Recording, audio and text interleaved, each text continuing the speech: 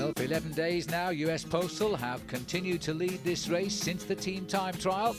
Another day slightly uphill as we climb towards the end of one of 165.8 kilometres. The riders moving away from San Vicente del Raspig on to Caravaca de la Cruz. And this is the sort of gradient the riders can expect. It's pretty open countryside. The wind's always a problem in the area, but thankfully things aren't too bad all around. The weather not too bad either. And the breakaway, and this has been the situation virtually since the start, Dave Zabriskie of the US Postal Service, I have to admit that Johan Brunel and his team have thought of something different to do almost on a daily basis. Well, Zabriskie built up a massive advantage over the main field, 13 minutes and 15 seconds, and I don't think anybody's too worried about the position of him in the overall classification, so I think it may well be a situation where he will survive off the front end of the main field.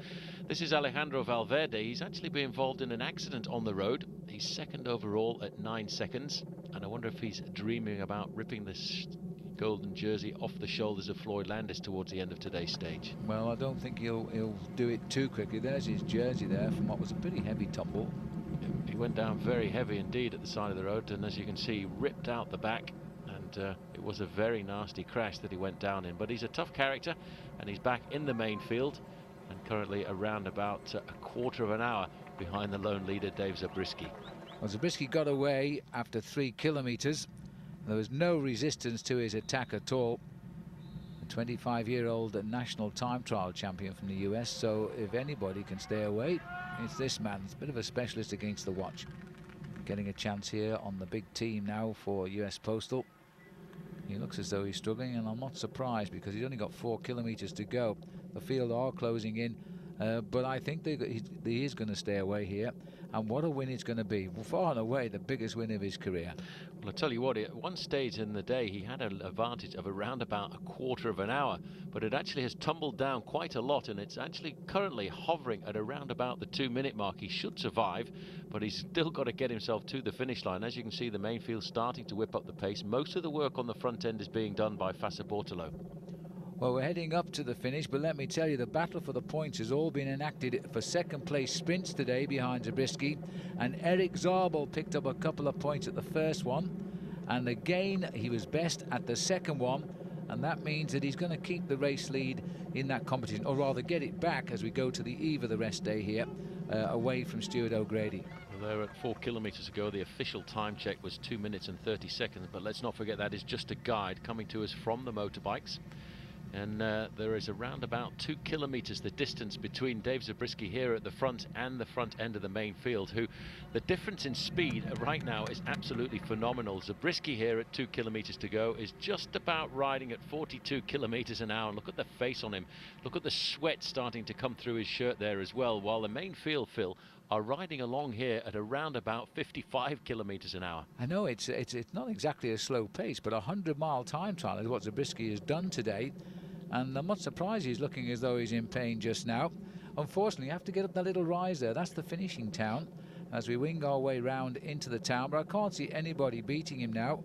There's the peloton. There's a rider dropped back there very quickly indeed. I would suggest a flat tyre for him. The long line of cyclists here in angry mood now.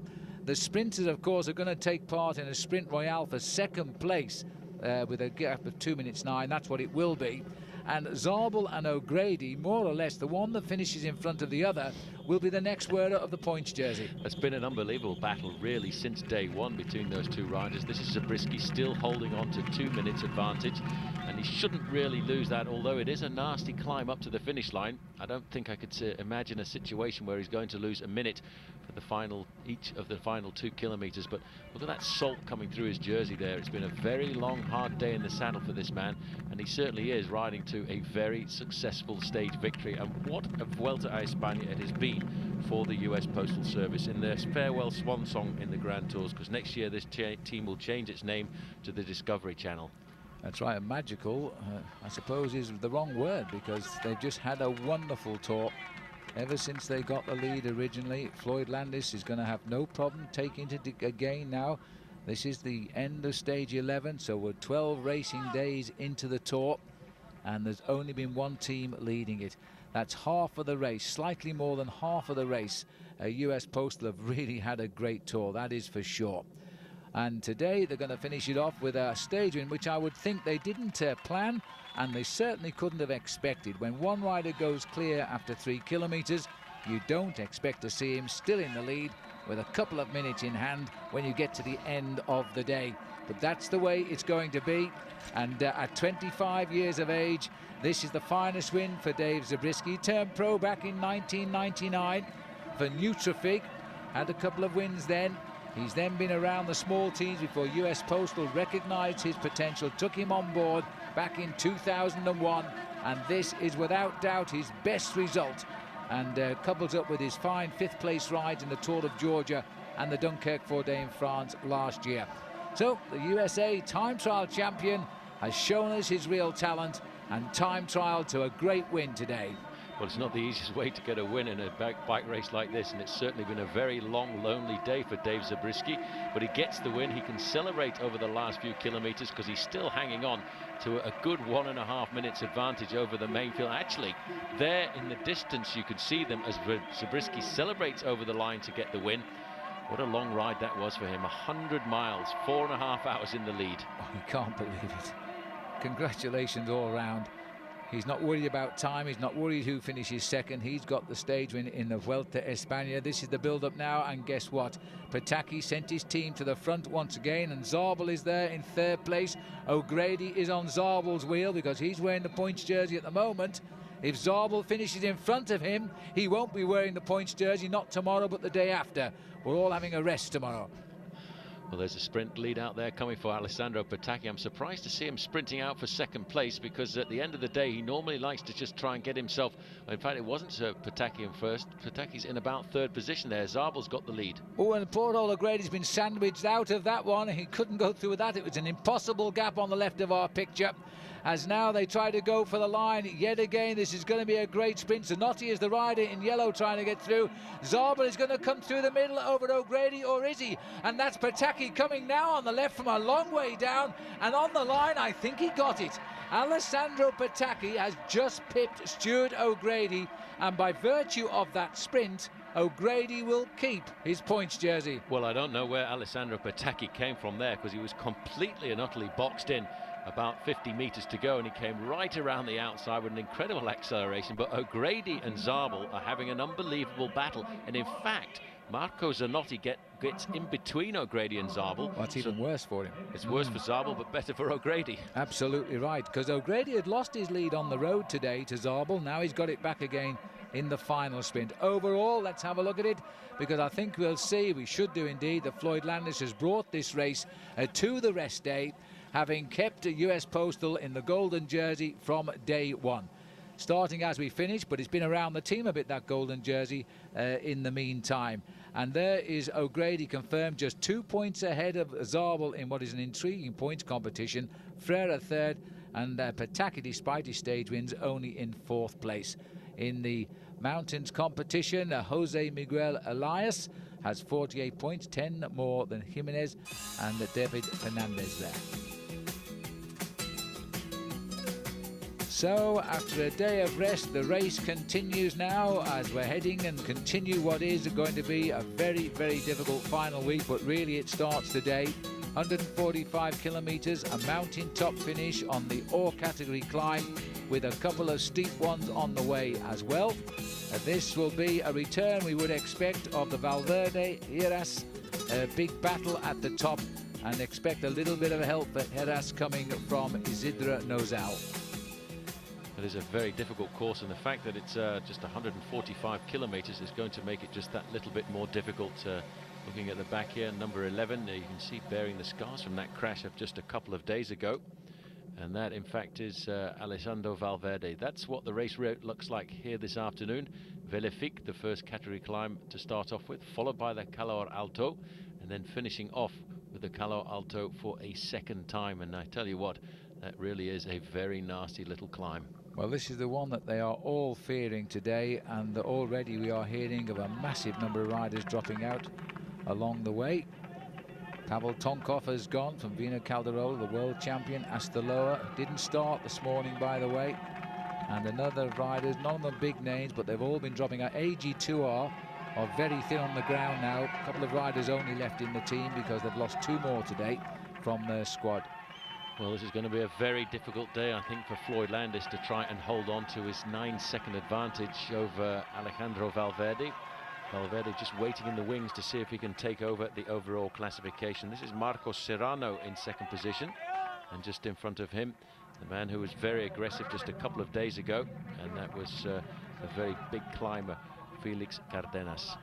Yes, and Cárdenas on another expedition today, and if he can keep this up, he's going to find himself in the King of the Mountains jersey tonight. He's lying there just in the top 4, lost a little bit of ground, but riding okay. This looks like Francisco de Lara out in front at the minute. Patanina, 10 kilometers from the finishing line.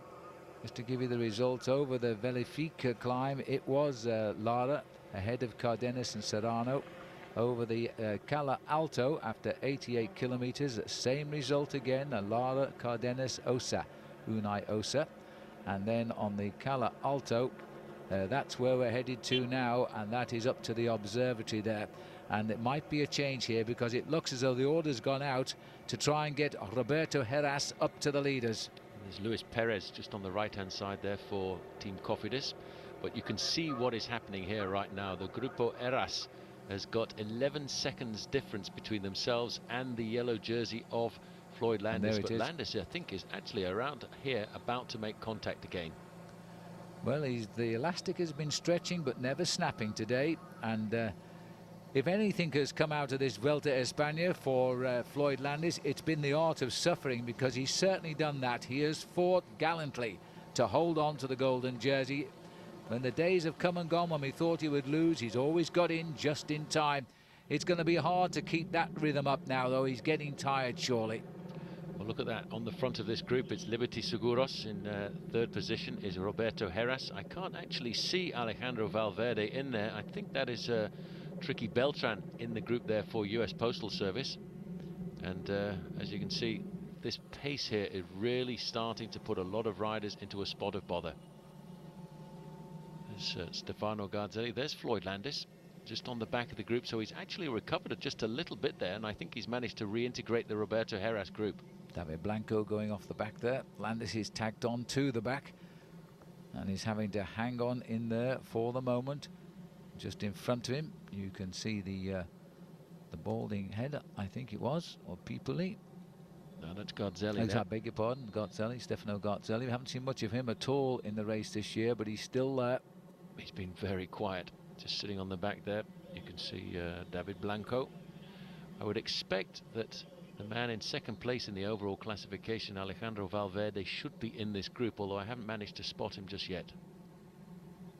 That's Roberto Heras and the Liberty Seguros riders, and as you see, every time we go uphill, this race absolutely explodes, and we see a hierarchy of 15 to 20 riders moving out of the front. Roberto Heras, I think, today is going to try and lay claim to a big finale. He's tried to win a couple of times here, but always somebody's popped up and taken away the glory. But this really is a difficult climb, and you can just look down there at the speed they've hit the climb at, and it's all down to the work of Liberty Seguros. And again, Mr. Faithful there, Isidro Nozal, not at all unselfish after his great 2nd place last year. He's here for one reason, despite his own high overall position, and that's to get Roberto Heras into the final golden jersey.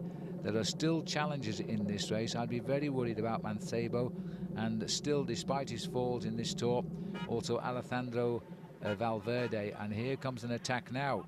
That is Valverde. You can see he's got the little sequels of that crash from a couple of days ago on his left knee. He went down very hard in the early part of the race. This might be a test for him today. It's going to be a very big test for him, and he's actually put a bit of pressure onto Isidro Nozal and Roberto Heras. This man is an unbelievable talent for the future. He's had 15 wins so far this season. One of the most prolific winners alongside riders like Tom Boonen, the Belgian rider, and of course the man who's won more races than anybody else, Alessandro Petacchi. Floyd Landis. I think that is going to be the end of Floyd. He's been dropped on a number of occasions. He's pulled himself back into the race. Beltran just in front, I think, has been given the order, stay in contact with the group because there's no more engine room. I think you're right. That increase in speed there by Valverde. There's a little chance to have a look at it again. Was a chance to lift it up another notch. Now at that point you see Landis was tagged onto the back there of Garzelli's wheel, but there was a very fast reaction from Liberty Seguros, and it was a little bit too fast, the acceleration, for Floyd Landis to cope with. Good climbers like to go fast, accelerate, and then ease back into a rhythm and then go again. And that's the evidence of a good climber. Once they ease, though, people like Garzelli are getting back on. Straight off the back, I think he's going, because look at this. This again is Isidro Nozal on the front, just tapping out the rhythm. Luis Perez is the cofidus rider there. He's ridden a couple of good Vueltas a España over the last couple of years. And you can see this race is really starting to split up, and it all is because of the work being done by Liberty Seguros. I think this is going to be the end of the golden dream here for Floyd Landis, because once you get dropped a first time and you fight your way back, and a second time and you come back, the writing is basically on the wall, and I think that's the situation here for Floyd Landis. Started the day just 9 seconds ahead of the man there in the white jersey, Alejandro Valverde, and right now he's lost his lead by 6 or 7 seconds to the Spanish challenger. And the pace-making here by Nozal has now split this group into 2 complete halves here, and that's going to damage also the golden jersey. You can see Landis now, he's wise not to panic. He's going to stay within the red zone and ride at the pace he can handle. There's no point in trying to live with these top climbers, because it's just not possible right now. Mancebo also on the back there. Santiago Pérez has tacked on. Look at that gap. The difference between Valverde and the golden jersey is 23 seconds. So the gap is starting to expand. Here on the back, Francisco Mancebo, looking very comfortably over his shoulders. He wants to see the position of the golden jersey, and you can see that that gap is starting to widen. But what a job of work on every moment when it's been important Isidro Nozal has done for the team. He's always been there. He really is riding a splendid Vuelta a España, but the man likely to take the advantage here this afternoon is Alejandro Valverde.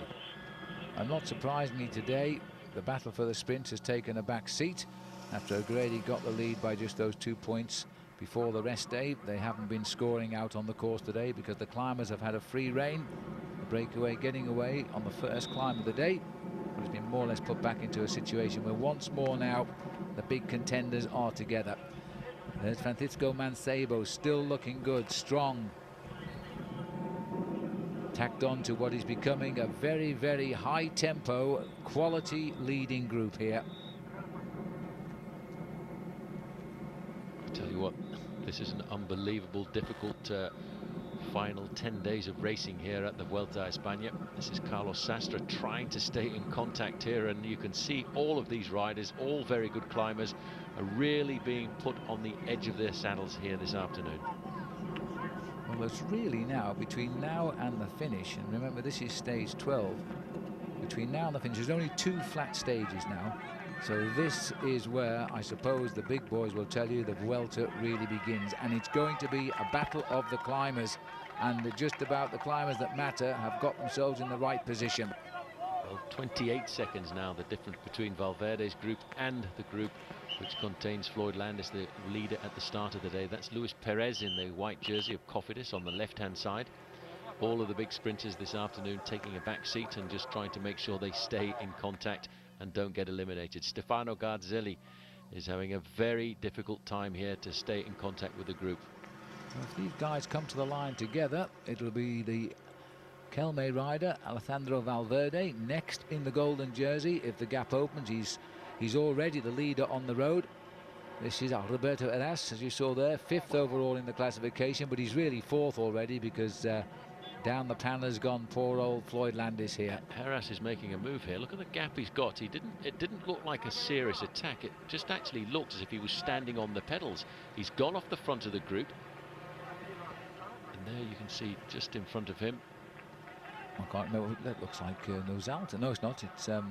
It's Lara, I think. He's still clear. 7 kilometers to go to the summit. But Roberto Heras here has made the move. He's got a gap over the rest, and in fact this is rather interesting because Alejandro Valverde now is going to have to try and respond to this. He has to stay in contact with Roberto Heras if he wants to have the golden jersey at the end of the day.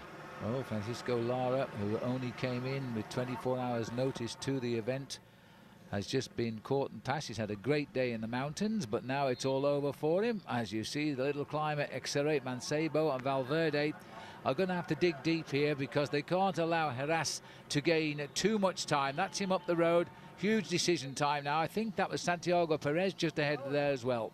Well, there was 38 seconds between Valverde and Roberto Heras at the start of the day, and it looks to me as if Roberto Heras has already opened up around about 10 or 15 seconds over Valverde.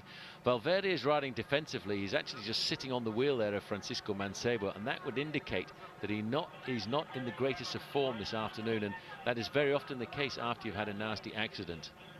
And Lozal also looks as though he's done his job. He's bottom left of the picture here and beginning to look very laboured indeed. But you know, we've seen this so often, haven't we? And this man still closes his eyes, grits his teeth and finds something special. Valverde sitting on the wheel of Francisco Mancebo. Mancebo not a big winner, but he is a very, very good climber. And he has 10 wins to his credit since he turned professional back in 1998. But he has his moments. Valverde, well, he also, like all of these top riders in this race, know how to take the pain. Well, 12 seconds now separates Roberto Heras from Valverde. Separated at the start of the day by 38 seconds. Roberto Heras now has to really stamp on the pedals, but he actually looks an awful lot better than he did a couple of days ago when he just really could only stay on the wheel of his teammate Isidro Nozal for an awful long time. He's been riding himself into this race, trying to put the memories of a bad Tour de France behind him. Disastrous Tour de France, I would say. He came in thinking he was going to be a real serious challenger to Lance Armstrong, and he just lost all of his time on the early flatter stages before he even got to the mountains, and he lost an awful lot of morale. This is Valverde and Mancebo. They're just looking up the road there. I think just in front of them is Lara. He's about to get picked up. No, Lara's gone through. I think that's Santiago Pérez, the Phonak rider there. It could well be. Roberto Heras is in front there in that gaggle of riders surrounded by motorbikes. And here he comes, just dancing away, looking superb. He really loves this race when it goes uphill, and I think this Vuelta a España has been made very much with him in mind. Well, there can't be many more mountains. There's been a few complaints about the severity of the course of this Vuelta a España.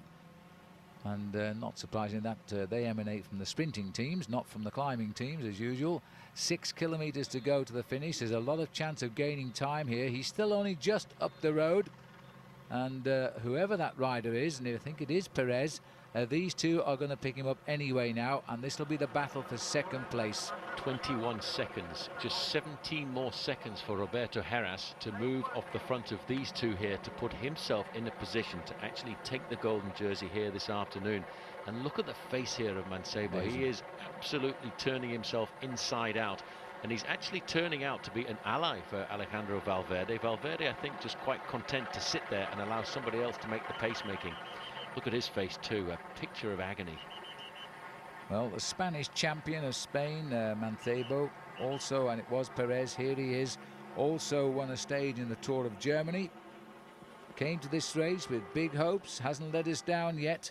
There's the overall situation. Valverde best placed, the next candidate for the golden jersey, but only if he closes down here on Roberto Heras, who could climb into the #1 slot. Just needs 12 more seconds now. Let's not forget these GPS readings are only a guide, but what the guide indicates to us is Roberto Heras and Valverde. The gap between them is starting to go to the advantage of Roberto Heras, last year's winner, and you can see Valverde's in real difficulty here. He's taking risks and he's just closing his eyes every now and again to try and push the pain away a little bit. He's going to need all the help he gets there from Mancebo, because he's a little bit worried about that left knee. He fell on it, and he's got it quite heavily strapped. Huge test for today. First day back in the saddle on this mountain section. But we'll see how he goes. But at the moment, it's all good. Although I think if Heras, he's certainly got the time here to open up, to take the lead by a hatful of seconds. It won't be much more than that if he does take the lead. One thing's for sure, for the first time since this race began. Oh, and there's nearly another touch of wheels there, because he just locked up, and he almost brought off Perez, who was very quick to react and nip round him and grab the wheel of Mancebo. He was on the limit all of the time. We saw him make one or two little mistakes because of the fact that he was right on the edge of his saddle, trying to stay in contact with Mancebo, but I think he was right at the end of the red zone, and now he's going to have to try and recover if he can, get himself into a rhythm. But this bodes well now for Roberto Heras. Just 6 seconds more Roberto Heras needs over Valverde, and he will be riding himself into the golden jersey at the end of today. And I think he knows that. Look at the way he's pedaling. It is so easy, so smooth, the way that he rides this bicycle when it goes to coming up hills. He is really one of the masters. Well, a great climber is poetry in motion. You can see the scars on the elbow there of Valverde. An innocent but very heavy fall he had, and it's taken him a while to get back in. And today he's losing a little bit of time, but it won't be a race loss overall yet. But once you let Heras get away like this, and he was launched again by his faithful teammate Nozal, as we go under this banner, 5 kilometers to go. Still 3 miles. It means you can lose an awful lot of time yet to this man. You certainly can, and let's not forget Floyd Landis, the leader at the start of the day, is losing a huge chunk of time. In fact, at the moment, the overall leader is more than 1.5 minutes in arrears, so he will plummet down the overall classification tonight, with these two men looking at riding themselves up higher in the standings. Pérez there in second position. He is riding a very good Vuelta a España here, but Mancebo, I think, before the start was everybody's favourite to finish in the top 3. 5 kilometers to go for Mancebo and Santiago Pérez.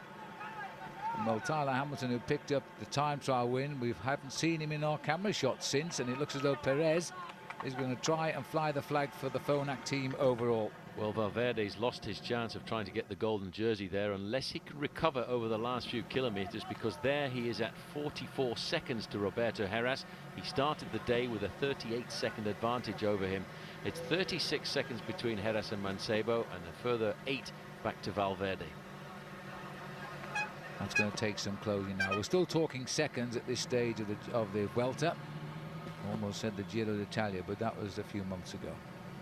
And we're looking now at the white jersey here of Valverde. Valverde just got to find himself a little bit of rhythm, and it's not surprising, you know, when you take a knock like he did, it's very difficult to bounce back. I think in the back of his mind he was hoping this afternoon they would have a very good chance of getting the golden jersey.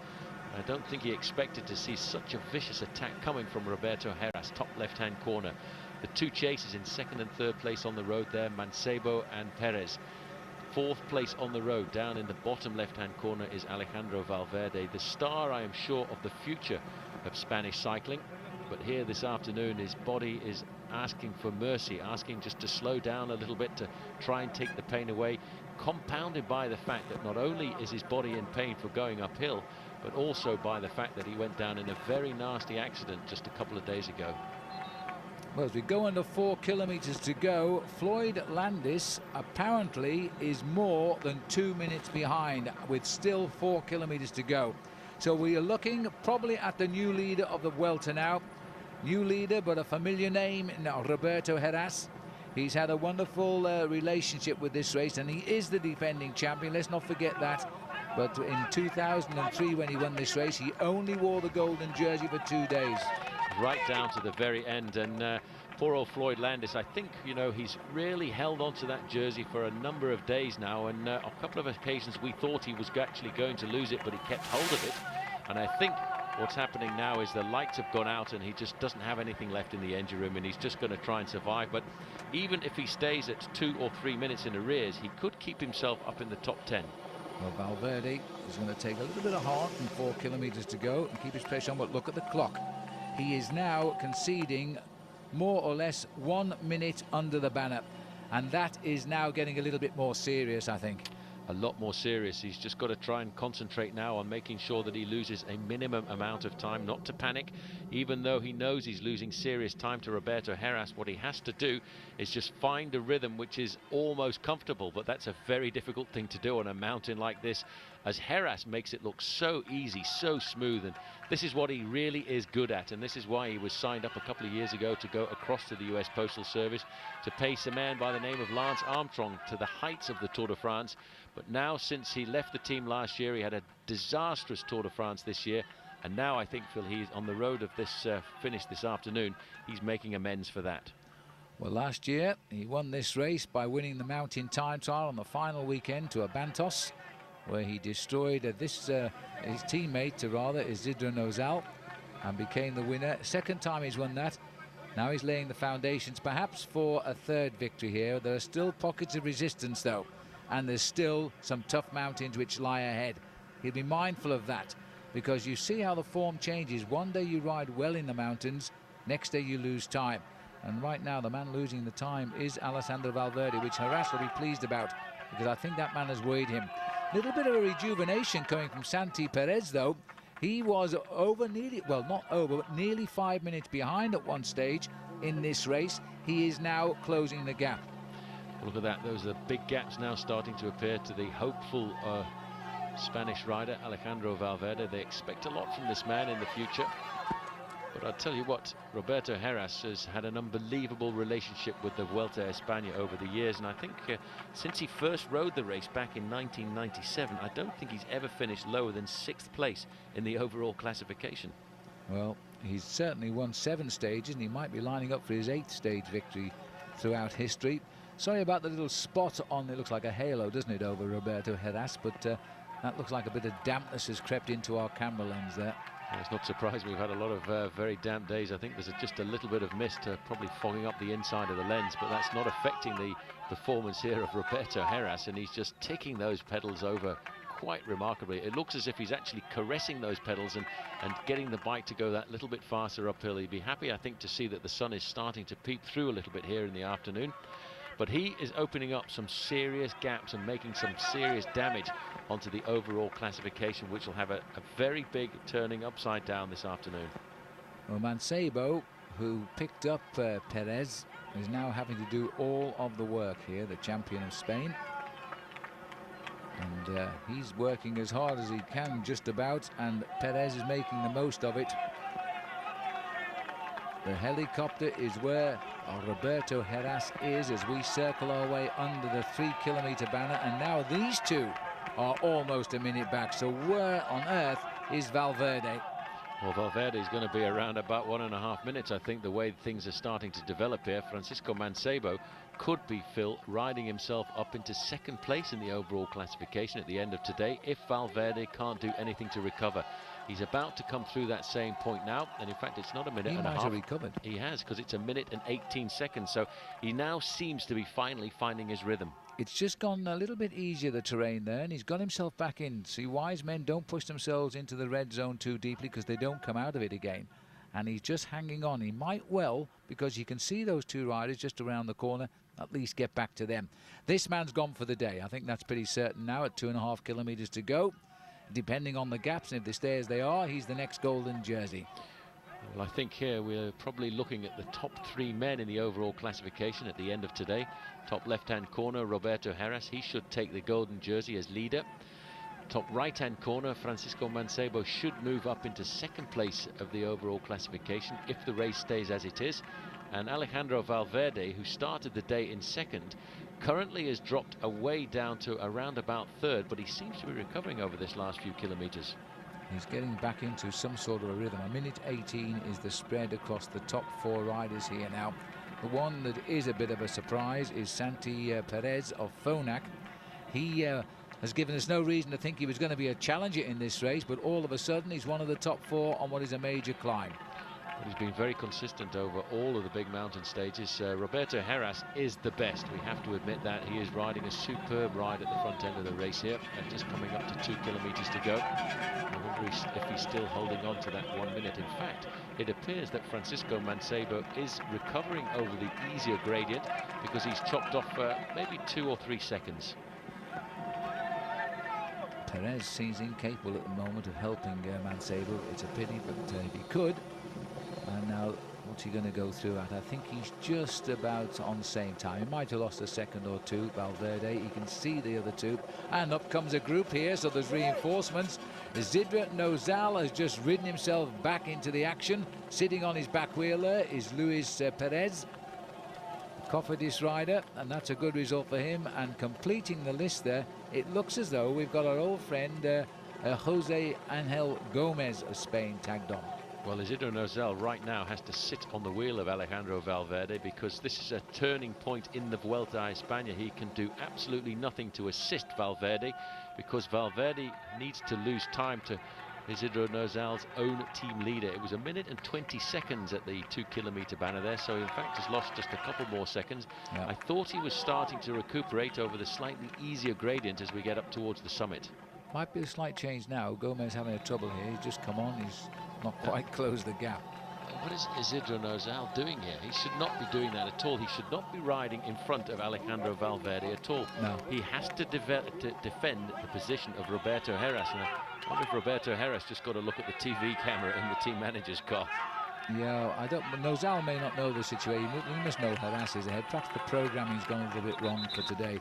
But Nozal seemingly doing the wrong thing. He should be sitting on Valverde, making him make the effort, and maybe nipping away from him just as the finish line approaches. It looked to me as though Mancebo was getting a little bit tired there. A good length between him and Perez. This is unbelievable. Nozal is now pacing Alejandro Valverde. They've popped Luis Perez off the back there.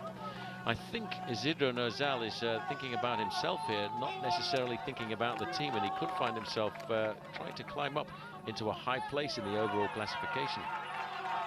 This man, as it is now, is our next candidate for gold. The crowd has spotted him. He really is a pure climber. His build, everything about him is for going up hills. And it looks as though, and this is a surprise, Santiago Pérez, who was caught by Mancebo, is now just lifting the pace a little bit too hard for the other Spanish rider. Well, let's not forget, Francisco Mancebo is the current national road racing champion of Spain. And he really has the most disastrous position on a bicycle, but I tell you what, he goes uphill pretty fast. Now that'll be sweetness for the eyes of Roberto Heras. Just 1 kilometer to go to the summit.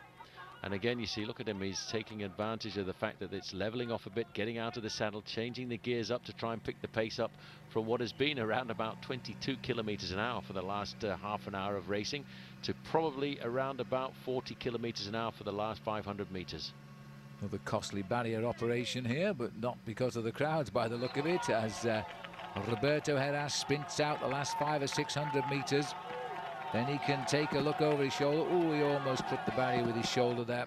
Take a look over his shoulder then and watch the time tick by. I think it'll be great news for him. There's no way now he's not going to be in goal tonight. Under the kilometer goes Santiago Pérez, looking set to be a bit of a surprise second. The wind there, a bit brisk across the top of the mountain, coming from the left. And the battle, Isidro Nozal still riding with Valverde and still setting the pace. And I'm not sure that's a wise decision. Anyway, his team captain has done his job well today and still gritting his teeth, because as we saw the other day, he is intent on taking as much time as possible.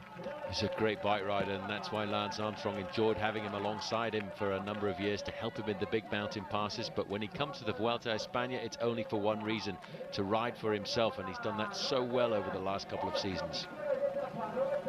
So down the home straight for a familiar sight for Roberto Heras. He's racing towards his 8th ever stage win in the Vuelta, and is he laying the foundations now to become the final winner of this year's Vuelta España? He certainly looked good all day, and he's got the time gap which will give him the race lead.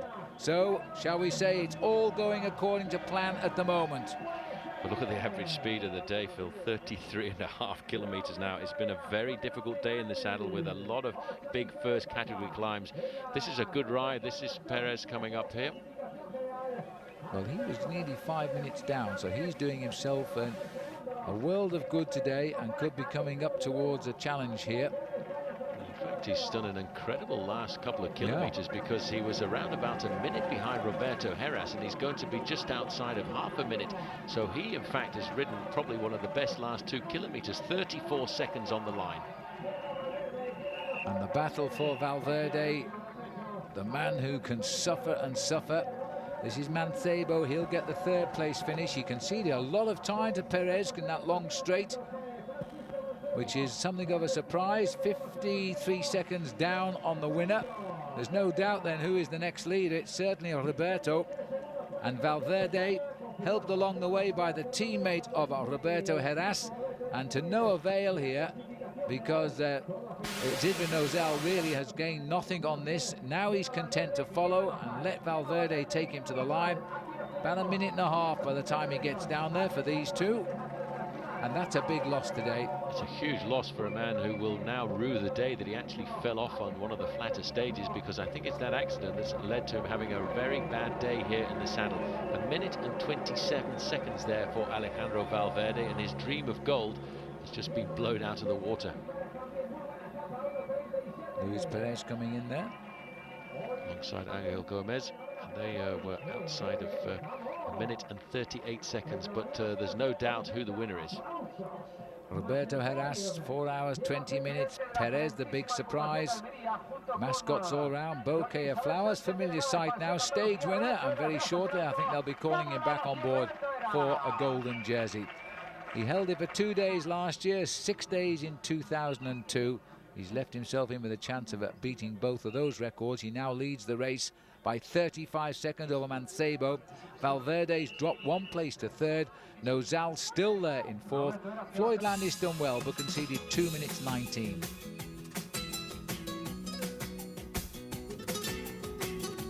So moving on now to stage 13, 172 kilometres. Unlucky for some, Tyler Hamilton not starting today, reducing the field to 148. Oscar Freire, big sprinter, going out yesterday, but the battle's still there amongst the top 3 sprinters for the points jersey. Well, this should be one of the last few days remaining, one of only 2 days, with this lovely flat finish here as we race down to Malaga. Should welcome a big sprint finish. We'll pick up the action late on here as the whole peloton now being wound up as usual by the Fassa Bortolo squad. Right on the front end of the main field, Fassa Bortolo getting themselves organised into that big long train, once again trying to look after their man Alessandro Petacchi. But also over the last couple of kilometres they've been getting quite a lot of help from Cofidis, and of course they're obviously thinking about Stuart O'Grady and the possibility of Stuart getting himself a stage victory. But it is so very difficult, Phil, here to try and outwit Alessandro Petacchi. Well, he has the team, that's the thing, and Team Mobile, for example, virtually nobody left on that squad. The same with AG2R, so they're not getting mixed up with it either. Alessio had good sprinters, they've virtually all gone home, so it's getting a little bit easier perhaps for Petacchi. The grand old man Zabel always will annoy, bet on that, but other than O'Grady, it's hard to see where Petacchi will be challenged.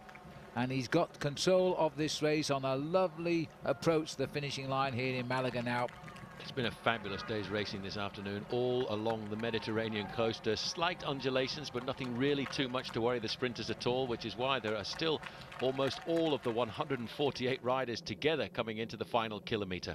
It's the sort of day that the climbers wanted, because tomorrow is another tough day in the saddle, and they'll be back in action. But for today, Petacchi will have ticked this one off as one to have, and he's looking for stage win number 4. Look at the team there now stretching out. They're down to the 3 final men. In 4th position there is Alessandro Petacchi. Erik Zabel taking up the place that he prefers there, right on the wheel, but just coming onto his shoulder there, the yellow jersey of Marco Zanotti just moving in there as well, maybe trying to upset the party. Watch out for Stuart O'Grady too, wearing the points leader's jersey, which has been thrown around consistently between him and Zabel. There's the train, there's Zick gritting his teeth now, the pink jersey of Zabel. No team support at all, really. He's got to make the best of everybody else's back wheel. As they go on the right-hand side of the road now, trying to sort it out. There's going to be 1 or 2 new sprinters on the block here now, but a familiar finisher and a familiar second, because it's another 1-2 and the same order. Petacchi, Zabel. Zabel will claim probably the points leader's jersey with that. Looked to me as O'Grady was either 3rd or 4th. And look at that little graphic on the right-hand side. Velo sprint, 65 kilometres an hour. Alessandro Petacchi, though, Phil, is so confident. He's just looking over his shoulders all of the time to see where the challengers are. But the only man in this sprint able to stay anywhere close to him at all was Erik Zabel. And that was nice to see that Pedro Horillo got across the line in 3rd place. Stuart O'Grady wasn't too far behind. There's the quick-step rider coming through there for 3rd. O'Grady coming across the line for 4th. But I think that might well swip the points jersey around. Well, that was the anticipated finish, but poor old Erik, I think that's the 5th time he's taken a second place sprint here in the Vuelta this year. What a shame he couldn't have converted those to wins. But he's lined up behind Petacchi. Petacchi continues to just leave himself an outside chance of winning this race on points. but at the moment it's still a battle between O'Grady and Erik Zabel, and I've totally lost count of how many times that jersey has switched shoulders, but it'll do so again now. Erik Zabel in charge. Well, there's an interesting fifth place too. Christian Moreni getting himself up there with the sprinters, more reputedly a man for the attacks on the flatter stages, but this time mixing it with the sprinters. Eddie Mazzolini in 7th place, Guido Trenti getting himself 8th. He was one of the last men to launch the Fassa Bortolo train, and Alessandro Petacchi to win number 4 here at the Vuelta a España. He really is becoming the #1 man of the Grand Tours. Well, he's had a wonderful season this year, there's no doubt about that. Overall, they're all together, no change at all. Heras keeps his golden jersey complete on day 1 in defence. Mancebo in 2nd, Valverde, Nozal, Floyd Landis still very... Oops, steady on, Roberto, and he dropped the trophy. Well, Roberto Heras now take a back seat for the next 24 hours as well, because the next big rendezvous is starting to loom on the horizon, because when you get down to Malaga, you're not far away from the Sierra Nevada. Indeed, indeed, and that's where we're headed to now. We're back into the mountains today, stage number 18, stage number 14, as we head up from Malaga to Granada. Just on 100 miles, a 2-second category. The first category nicely strategically placed before we dive down to the finish in Granada, and this could be a day, it should be a day, when we see the climbers return to the fray. We're getting ever close now to the battle in the Sierra Nevada of the mountain time trial. Beautiful scenery now as the Tour of Spain. It really is a beautiful country, Spain, and we'll see the best of it when we race around it in bike racing formation. A little bit of a breakaway on here at the moment. This is a beautiful part of the world, and we're right at the southern tip of the Iberic Peninsula, and this is where the majority of Europe comes to make their holidays throughout the year, really, because it has one of the nicest climates throughout Europe, with temperatures very rarely going anywhere near freezing at all. Just looking at the results, so my goodness me, that was a tight turn around that corner. The Shimano car did well to hold his line, so did Santiago Pérez. But these are pretty exciting descending photographs from the cameraman, who didn't flinch when he went around that left-hander. And a chance now for Santi Pérez here to gain a little bit of ground. He's had a good day. We started to see him just a couple of days ago.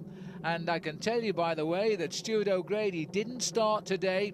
That's taken some of the pressure now off Erik Zabel, and neither did AG2R's Mikel Astaloa. And I think there's only 2 riders left in AG2R now, as we stay here with the new man on the block.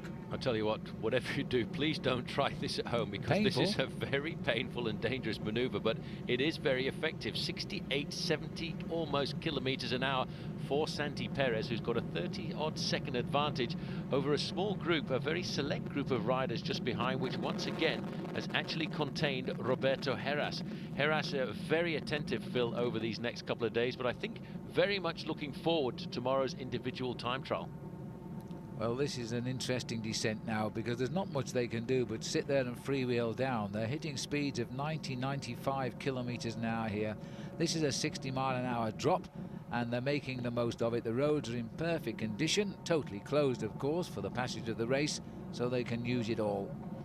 There's Valverde in the white jersey. Just in front of him is Isidro Nozal, then Roberto Heras. They're trying to pull this man back into the fold, but at 15 kilometers to go, he is still holding on to a good portion of a half a minute's advantage as they start the descent now down in towards Granada, which is right in the shadows of the very famous Alhambra. Well, a bit surprised that Stuart O'Grady dropped out by not starting this morning, but that's the way it is, and he's taken away a little bit of the excitement for that points jersey, which is now centering only between Zabel and Alessandro Petacchi. But with all the mountain stages to come, and Zabel won't score points, he could have a challenge, of course, from the climbers as we go into these last few days. Well, this is a nice descent here, very fast descent, hovering at around about 50 miles an hour on the charge down into Granada. Santi Pérez has really taken the bull by the horns in deciding to go it alone here this afternoon. You can see the helicopter just hovering up there. This is Garcia Queseda from Team Kelme, and I think what he's probably trying to do is to whip up the pacemaking a little bit for his own teammate Alejandro Valverde. Luis Perez is taking up the chase just behind him. Just look at the speed. Our camera's following these riders down here, kicking out their left knees there to stay upright as they go down. Perez has gone over the top on his own of the Monachil climb. He's being chased by Heras, Valverde, Sastre, Mancebo, Nozal. We've seen Luis Perez and Carlos Caseda, and somewhere in amongst it too is Leonardo Piepoli. But this rider suddenly finding himself again here. He started to come good. He's had a very quiet tour. It was all the fingers are pointing at Tyler Hamilton as the likely man to lead the team. Hamilton delivered the goods in the time trial, but has since left the race complaining of stomach problems. So we're now watching a new man on Phonak here try to make an impression. He's trying to make an impression. He's taking an awful lot of risks going around these corners. He's certainly making an impression on me, Phil, because he is using every little bit of road. And you see around these very steep corners here, it is almost impossible for the motorbike to actually stay in contact with a bicycle racer. That gives you an idea just how agile these men are on the bikes. You see how they put the knee out just a little bit in the corner there. That's to lower the center of gravity and keep you into the apex of the corner, making sure that you don't lose very much momentum at all. This is a great descent now. I'll tell you, this we're looking at Caseda there, taking them down, and also Luis Perez of Cofidis. But our camera guys are doing an incredible job. This is some of the most exciting descending I've seen for a long time, staying up with the riders. We're talking of huge speeds down here. And Perez has, and this is Santi Perez now back at the front, is making the most of this. They're not really closing in on him just at the moment. He's not a winner either, so if he wins this, it will be a surprise. Well, he's hanging on to still around about a 35-second advantage, but he's not looking like a man who is going to weaken. In fact, he's just lost a little bit on this descent, and that's all because of the work being done by Garcia Queseda. It's down to around about the 30-second mark. Let's not forget this GPS reading coming to us is just a guide on which way the result is going. That's the group there containing Valverde and, of course, Roberto Heras, Isidro Nozal. They've opened up, and I'm a bit surprised that they've opened up such a big gap here on a stage which should really have seen a large group of 20 or 30 riders staying together over those two first category climbs. Time to zip up for warmth here, Alessandro Valverde. He's got less bandaging on that left knee today, just a sticking plaster over the wound. Looking as though he's feeling a bit frisky again. May have recovered. Anyway, that's Piepoli in the yellow as they rejoin. And the leaders there, this is the leader, Santiago Pérez. He's been a pro since 2001, but his only victory came in a stage of the Giro d'Italia at Limone, Piemonte back in 2003. And in fact, he didn't cross the finish line in first place on that occasion. Right. He was behind Stefano Garzelli, who was subsequently disqualified for a doping infringement. That's absolutely right, and so we can't say we've actually commentated on this man ever winning a stage of anything, or a race for that matter. But he's been coming back steadily. And he's been riding very strongly, so he's not entirely a surprise today. But he's still got to shoot from the depths if he's got any ambitions, or he might be just out hunting at the moment to pick up stage wins. And that would be no small consolation here, especially as he hasn't won a stage in the Vuelta before. 10 kilometers to go. It's still a big ask for him. There's Mancebo, number 81, Leonardo Piepoli. This is an interesting group, Valverde, and they are working hard here. And again, relying heavily on Isidro Nozal is the golden boy, Roberto Heras, and he won't do any work. He's saving as much energy as possible.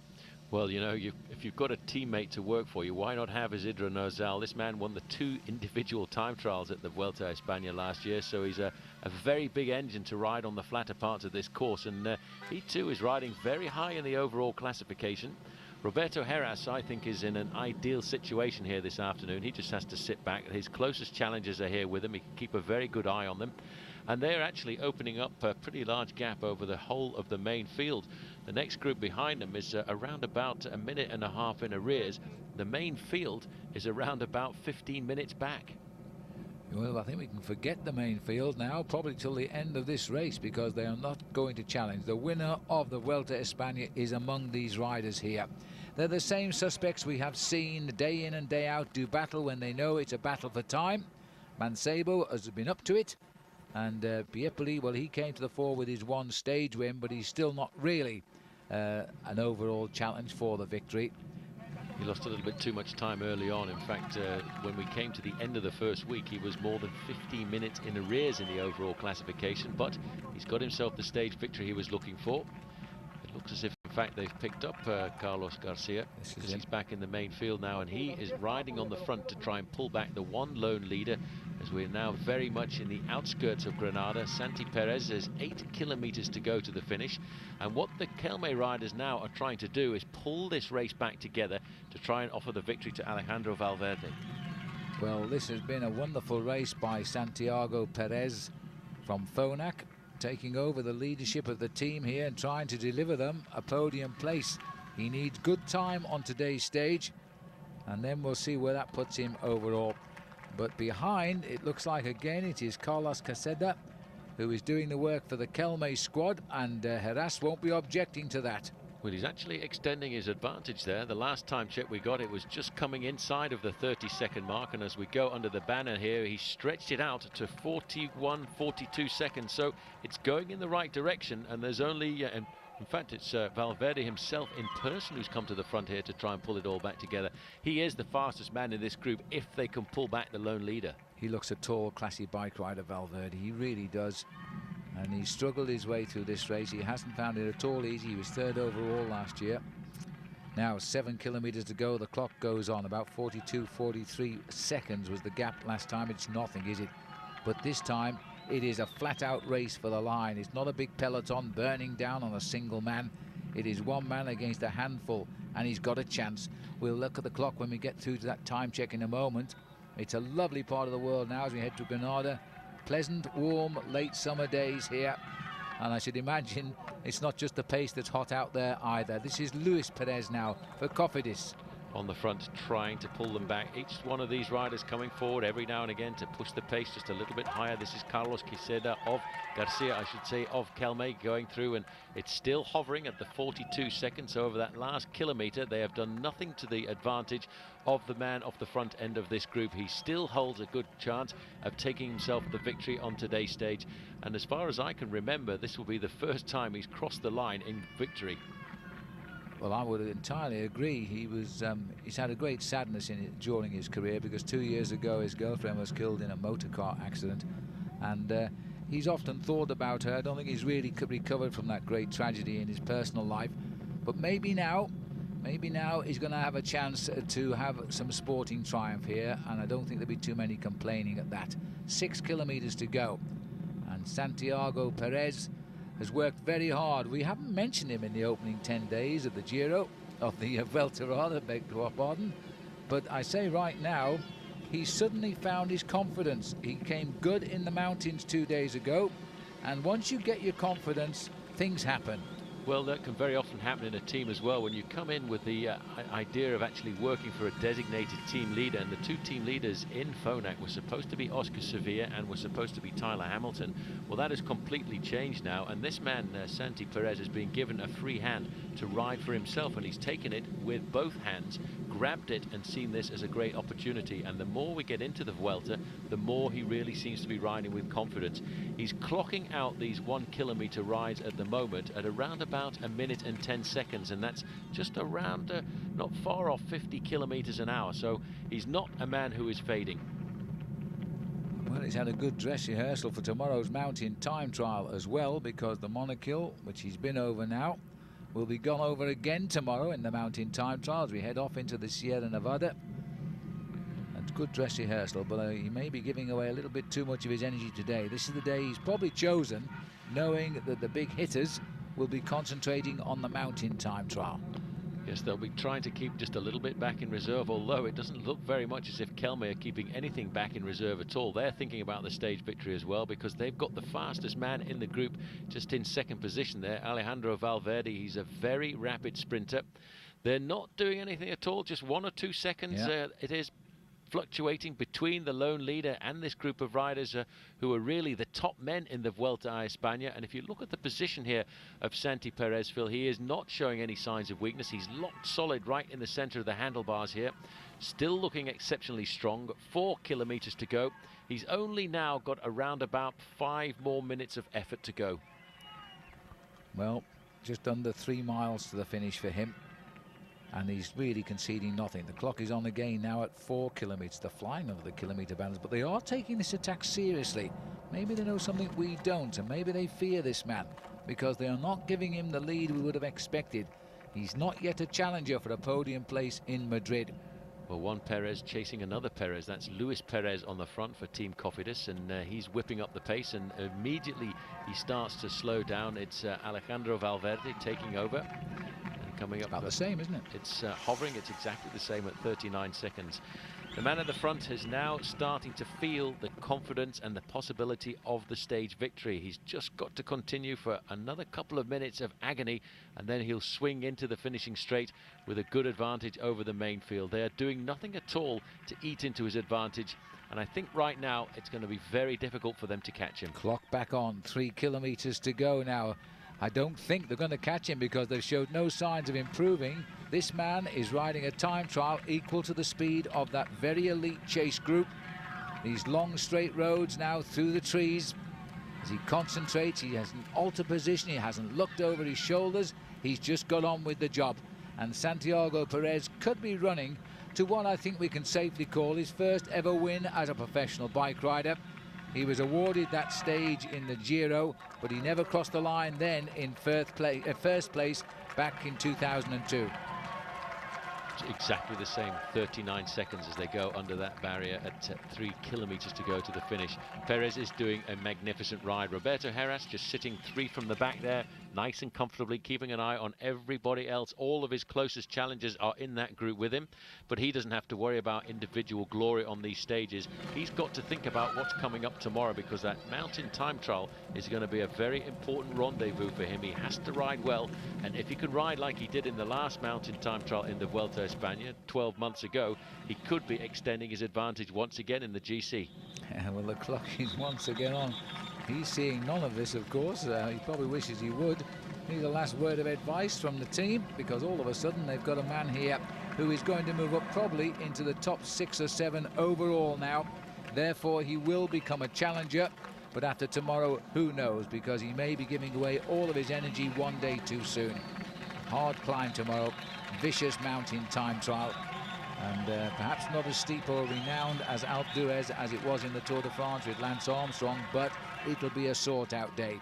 And there's the clock still counting. Oh, what's this? Sastra's got a problem. I think he was just going around that corner there. I don't think he went down, but we did see it, and in fact that's had a little advantage for Santi Perez. He stretched it out to 41 seconds. That's Luis Perez on the front. Valverde, let's have a look at in fact he didn't crash, he just went round the corner, and he ran out of road and managed to stop before those concrete barriers. Well, he might or might not rejoin there now, but one thing's to the good, 41 seconds, 2 seconds at this stage is an enormous amount of time to ease out of the chase. So they've had their rhythm disrupted. This rider now is sensing the first big victory, and it's going to be a pretty emotional one for him as he races up. What a result for Phonak now. Tyler Hamilton won the time trial for him. That, I think, to a degree was to be expected. Hamilton now at home, but this rider here is delivering the goods for Phonak and is putting in now a challenge at the top of the overall classification. Yep, he's just ticking out that rhythm now. He's looking up the road. He can see in front of him the Flamme Rouge, the red kite, and that will make him realize that he's closer and closer to a very important victory in his career. It could be a turning point for a man like this, because once you get that big win under your belt, it really does give you an awful lot of confidence. He's not weakening at all. He's just ticking it away at around about 95 revolutions a minute. It's a very good cadence as he hugs the barriers there, and very shortly, Phil, he'll come into the finishing straight. Well, he's only just 27 years of age. He had his birthday in August, so he's a Leo. And now coming into this race, he surely didn't expect to have a stage victory, or maybe he did. But one thing for sure, he's got it. And he's still pulling away from that chase group at a time he should have been losing ground. So here comes Santiago Pérez of Spain. Enjoy the moment. It's never happened before. And he unzips the jersey, kisses his chain and waves to the crowd. Santiago Pérez gets the stage win, and he will continue his ascent of the overall classification. No danger yet to the men who are on the podium so far in Madrid, but you never know. Good job. Carlos Sastre did recover. He's just on the back of that group there, but I'll bet he's gasping for breath right now. Well, he did well to get back. He must have sprinted that gap closed. Now let's see if Valverde can finish off the sprint. He's in a perfect position. because Garcia, his teammates, leading him out. He's looking around to see who's going to take him on, and he's going to go for it now. Little attack coming from Luis Perez. Perez is the name today, perhaps. He's on the left of our picture, but Valverde is going to win the sprint. But look at the clock. In fact, in that last kilometre, Perez, Santiago that is, did pick up more time. The final gap, 45 seconds. Well, that'll be good. That'll be an advantage to him. That'll move him just a little bit closer up in the overall classification. And one man we forgot a lot about there was, in fact, Floyd Landis, one of the only men from the top 10 in the overall classification to actually miss the move. Yes, and that means he'll slip even further away, poor old Floyd. The pressure's off him now without the golden jersey, of course. As we're looking here now, the winner of the day. And although he'd be credited with, overall he's won one race before, but it was that on a disqualification in the Giro, so he's now had 2 wins in his career. This, I think, will be the one that he will enjoy the most because it's in his home country, and there is classification. He'll probably save that for a long time to come. Santiago Pérez, 46 seconds the official time gap over Alejandro Valverde, and Luis Perez, the other Perez, in the breakaway. And in the overall standings, no change at all for Roberto Heras. He was accompanied by all of his closest rivals, but now Philly's very much on the eve of a serious rendezvous, the individual time trial to the summit of the Sierra Nevada.